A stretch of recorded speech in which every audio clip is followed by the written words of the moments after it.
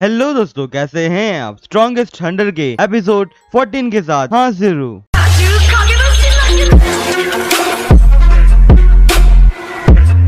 Episode की शुरुआत में हमें मिंग दिखाया जाता है और उसके बाद उसकी सिस्टर आते हुए कहती है कि मेरी जितनी भी आइसक्रीम का जो स्टॉक था वो अब बिक चुका है, तो तुम किसके साथ बात कर रहे थे वो जरा मुझे बताओगे? मिंग सिस्टर से कहता है कि मुझे ऑफिशियल ऑर्गेनाइजेशन से फोन आया था। एक्चुअल में वो लोग मुझे एक जॉब देना चाहते हैं और ऊपर से वो लोग मुझे एकदम हाई पेमेंट देना चाहते हैं उस जॉब के अंदर। तो सिस्टर, अब मेरे पास भी एक इनकम का सोर्स आ चुका है, तो अभी आपको काम करने की जरूरत नहीं है। अभी आपको सुबह जल्दी उठना नहीं होगा और एकदम आप आराम से जी सकते हो, क्योंकि मैं अब कमा सकता हूँ अच्छे से। और हाँ, हम लोग जल्दी से एक नया घर भी खरीद लेंगे। सिस्टर ये बात सुन के कहती है कि क्या हम सच में एक घर खरीद पाएंगे? मिंग हाँ कहता है और उसके बाद वो सिस्टर कहती है कि तो चलो आज हम लोग सेलिब्रेट करते हैं, क्योंकि मैंने बहुत टाइम से मेरा जो फेवरेट फ्रूट है उसे खाया नहीं है, तो आज मैं उसे खाना चाहूंगी। और उसके बाद मिंग और उसकी जो सिस्टर थी वो लोग एक रेस्टोरेंट में जाते हैं, वहाँ पे उसके फेवरेट खाना खाते हैं और उसके बाद वो लोग मॉल में जाके शॉपिंग भी करते हैं। और उसके बाद मिंग अपनी सिस्टर को वो वाले अपार्टमेंट में लेके आता है जहाँ पे वो उस घर को खरीदने वाला था एक्चुअल में। मिंग की सिस्टर ये अपार्टमेंट देख के बहुत ज्यादा खुश होती है और वो थोड़ा एक्सप्लोर कर रही होती है और वो लोग बालकनी में जाते हैं। मिंग उसकी सिस्टर से कहता है कि फिलहाल इसकी जो कॉस्ट है वो बहुत ज्यादा हाई है, पर मैं बहुत जल्द इस घर को खरीद के रहूंगा। वो सिस्टर मिंग से कहती है कि अब तुम एक हंटर बन चुके हो, तो मैं तुम्हें एक सुपर बीइंग तो बुला ही सकती हूँ। तो अब जो कि तुम एक सुपर बीइंग बन चुके हो, तो तुम शायद आगे चल के उस बंदे से जरूर मिलोगे जिस बंदे ने साउथर्न एरिया में वो जो मॉन्स्टर था उसे रोका था। तो अगर तुम उसे मिलो तो प्लीज उसे हमारी तरफ से थैंक यू कहना, क्योंकि उसके कारण ही लैन वहाँ पे बच पाई थी। और ऊपर से मैंने ये भी सुना था जब वो मॉन्स्टर के साथ बैटल कर रहा था तब उसकी जो पूरी बॉडी थी उसके ऊपर ब्लड आ गया था, क्योंकि वो मॉन्स्टर उसके ऊपर भारी पड़ता जा रहा था। पर तो भी वो मॉन्स्टर के सामने लड़ते ही जा रहा था और उसने उसको हरा भी दिया। उसके पास एक चांस था वहां से भाग के जाने का, पर तो भी वो एकदम स्ट्रांग बनते हुए वहां पे उस मॉन्स्टर को हरा दिया। वो एक रियल हीरो है और उसी के कारण ही यहाँ पे जो आइसक्रीम खरीदने के लिए जो लोग आए थे वो एकदम आराम से आइसक्रीम लेने आ पा रहे थे। और हम लोग जो ये न्यू अपार्टमेंट में आए हैं वहाँ पे भी एकदम आराम से इसलिए आ पाए कि वो हीरो ने उस मॉन्स्टर को मार दिया था। और ऊपर से लोग जो एकदम शांति से इधर उधर जा रहे हैं वो भी उसी हीरो के कारण। अगर ये नहीं हुआ होता, वो हीरो उसे नहीं मार पाया होता, तो पता नहीं यहाँ पे क्या ही हो जाता। तो मिंग, अगर तुम्हें फ्यूचर में कभी भी चांस मिले उस हीरो से मिलने का, तो प्लीज उसे मेरी तरफ से थैंक यू कहना।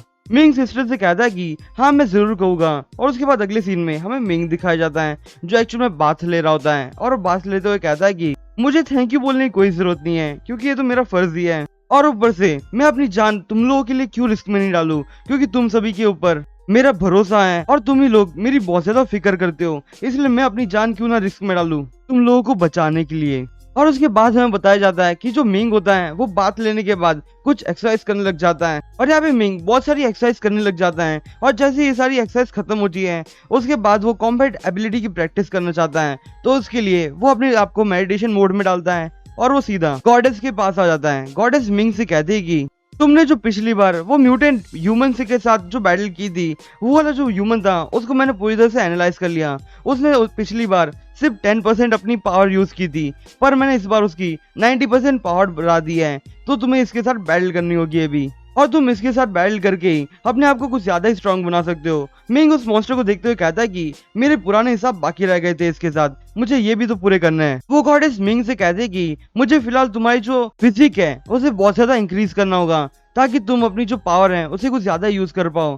पर तुम्हारा यहाँ पे जो बॉडी है उसकी कॉम्बैट एबिलिटी अच्छी है और साथ ही साथ तुम्हारा जो ब्रेन है वो भी कुछ ज्यादा ही अच्छे से चल सकता है, मतलब कि बहुत ज्यादा स्मार्ट है। पर अब जो कि तुम एक ह्यूमन हो तो तुम्हारी बॉडी इतनी ज्यादा स्ट्रांग नहीं है कि तुम्हारी बॉडी ये जो स्पीड है उसे मेंटेन कर सके ज्यादा समय तक। अगर तुम ऐसा करते रहे तो तुम्हारी बॉडी के अंदर बहुत ज्यादा पेन आने लग जाएगा, इसलिए तुम्हें बहुत ज्यादा स्ट्रांग होना होगा ताकि ये जो पेन है वो तुम्हें ना फील हो। और हाँ, अगर मैं तुम्हारी बॉडी के ऊपर से अगर रैंकिंग रखूं तो तुम्हारी बॉडी फिलहाल मून ब्राइट रैंक की है, पर तुम्हें एटलीस्ट सोलार रैंक तक तो पहुंचना ही होगा। और तुम जैसे ही सोलार रैंक पे पहुंच जाओगे उसके बाद तुम्हें आसानी से कोई नहीं मार पाएगा, क्योंकि तुम तब बहुत ज्यादा स्ट्रांग हो जाओगे। मिंग वो डॉक्टर को पंच मारते हुए कहता है कि अगर मैं सोलार रैंक पे पहुंच गया तो तुम्हें बहुत ज्यादा स्ट्रांग बन जाऊंगा और उसके बाद में एब्सोल्यूट टेरिटरी वाली जो स्किल है उसे भी यूज कर पाऊंगा। वो गॉडेस मिंग से कहते हैं कि अगर तुम सोलार पे पहुंच गए तो उसके बाद तो तुम कुछ ज्यादा ही स्ट्रांग बन जाओगे, और जो कि तुम्हारे सामने ये डॉक्टर फाइट कर रहा है वो तुम्हारे सामने एक कीड़े की तरह रहेगा, तुम उसे एकदम आसानी से मसल सकते हो फिर तो। और तभी उतने में वो मॉन्स्टर मिंग के ऊपर अटैक कर रहा होता है। मिंग अपने मन में सोचते हुए कहता है कि मुझे एक बात याद आ रही है जो पिछली बार मुझे टीचर ने जब मैं कॉलेज में पढ़ रहा था तब मुझे सिखाई थी। और उसके बाद हमें वो टीचर दिखाई जाती है जो एक्चुअल में बता रही होती है कि जो ह्यूमन बॉडी है उनकी एबिलिटीज की जो रैंकिंग होती है वो कैसे होती है और वो कैसे ब्रेक थ्रू भी कैसे करती है।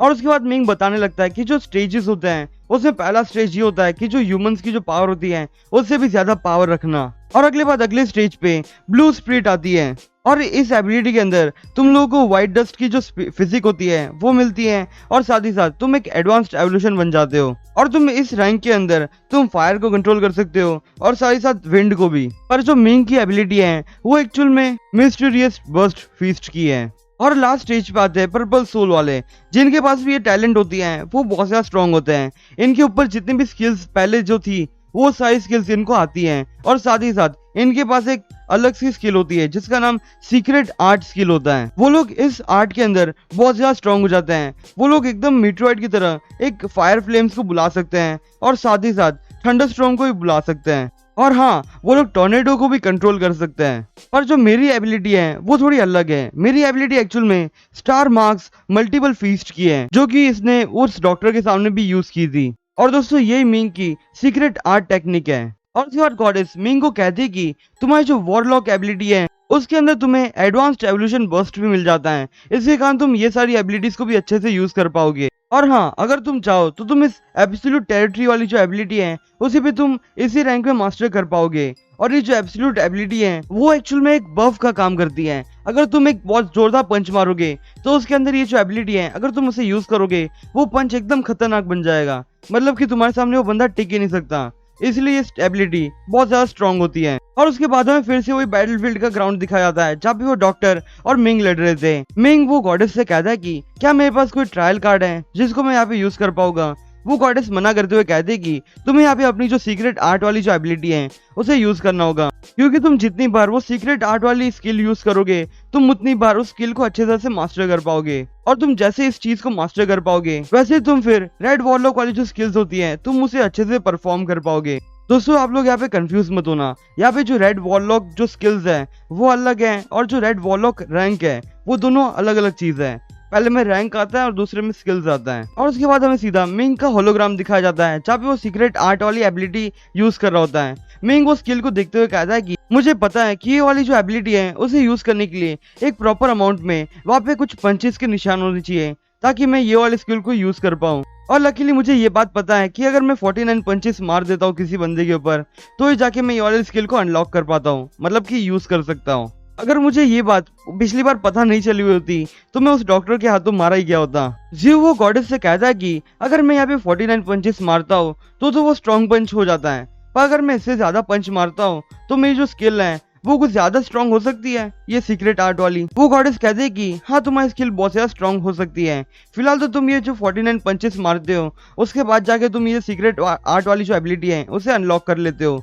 ये तो सिर्फ एक लिमिट है, पर अगर तुम इससे ज्यादा पंचेस मारते हो तो तुम्हारी जो स्किल है वो बहुत ज्यादा इनहेंस हो जाएगी और तुम एकदम स्ट्रॉन्गेस्ट पंच मार सकते हो। फिर तो बस मिंग तुम्हें एक ही बात याद रखनी है, जब तुम ये स्किल यूज करो तब तुम्हें ज्यादा से ज्यादा पंच मार्क्स मारने होंगे उस एनिमी के ऊपर जिसके ऊपर तुम ये सीक्रेट आर्ट वाली एबिलिटी यूज करना चाहते हो।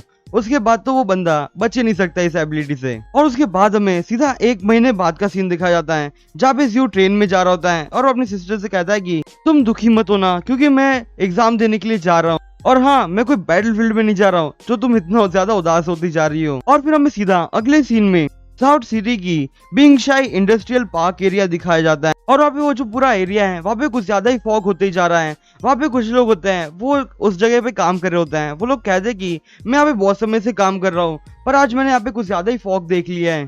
और उसके बाद वो दोनों गार्ड आपस में बात करते हुए कहते हैं कि बस हम 2 ही बचे हैं यहाँ पे चेकिंग करने के लिए, हम लोग जल्दी से चेकिंग करके वहां से चले जाएंगे वरना वहाँ पे कुछ ज्यादा ही फॉग हो जाएगा और फिर हम लोग कुछ ज्यादा देख भी नहीं पाएंगे अच्छे से। और उस आदमी के साथ वाला जो गार्ड होता है वो खासते हुए कहता है कि अभी तो गर्मियों का मौसम है तो भी यहाँ पे एकदम ठंडी क्यों लग रही है, मुझे तो यहाँ पे सर्दी हो गई है। और उसके बाद वो लोग आगे जाने लगते हैं और वो लोग आगे जाते हैं तो वहाँ पे ज्यादा ही फॉग हो जाता है और वो लोग आगे चलते हुए कहते हैं कि ये बहुत अजीब सी बात है, वो वर्कशॉप तक तो पहुंच जाने चाहिए थे, क्या हम लोग गलत डायरेक्शन में जा रहे हैं क्या। वो दूसरा गार्ड उस गार्ड से कहता है कि मैं 10 सालों से इसी पाथ पे चलते ही जा रहा हूँ, मुझे तुम गलत मत को, मैं एकदम सीधे पाथ पे जा रहा हूँ जहाँ पे हमारी वर्कशॉप है। और उसके बाद वो दोनों गार्ड एक जगह के ऊपर टॉर्च मारते हैं और वो लोग देखते हुए कहते हैं कि हम लोग यहाँ पे कैसे पहुंच गए। और वो दूसरा गार्ड कहता है कि मैं तुमसे कहा था ना कि हम लोग एक गलत जगह पे जा रहे हैं और तुम मेरी बात सुनते ही नहीं हो। और तभी उस गार्ड को कुछ आवाज सुनाई देती है और वो कहता है कि ये कैसी आवाज थी। और तभी उतने में वो किसी चीज को देखता है और वो बहुत ज्यादा डर चुका होता है। और उसके बाद वहाँ पे कुछ बड़ा सा मॉन्स्टर होता है